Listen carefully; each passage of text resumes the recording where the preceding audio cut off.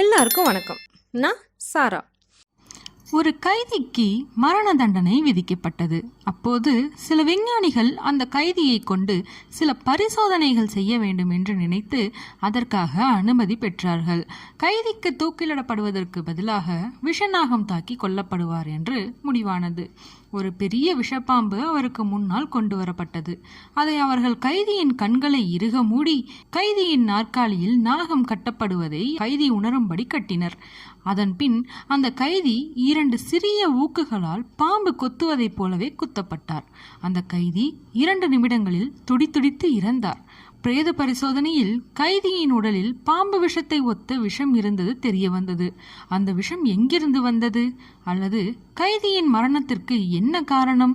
அந்த விஷம் மன அதிர்ச்சியால் அவரது சொந்த உடலால் தயாரிக்கப்பட்டது.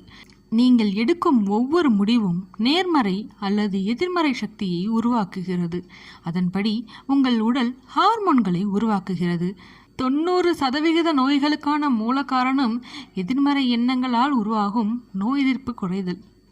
நேர்மறையாக எண்ணங்களை வைத்திருந்தால் நோய் எதிர்ப்பு சக்தி அதிகரிக்கும், மனவளம் உடல் நலம் கூட்டும். பாதுகாப்புடன் நம்பிக்கையுடன் வாழ்வோம். கதை கேட்கறதுல ஆர்வம் இருக்கிற எல்லாரும் என் சேனல் சப்ஸ்கிரைப் பண்ணி பெல் ஐக்கானும் ப்ரெஸ் பண்ணி வச்சுக்கோங்க. கதை பிடிச்சிருந்தா இந்த வீடியோ லைக் பண்ணுங்க.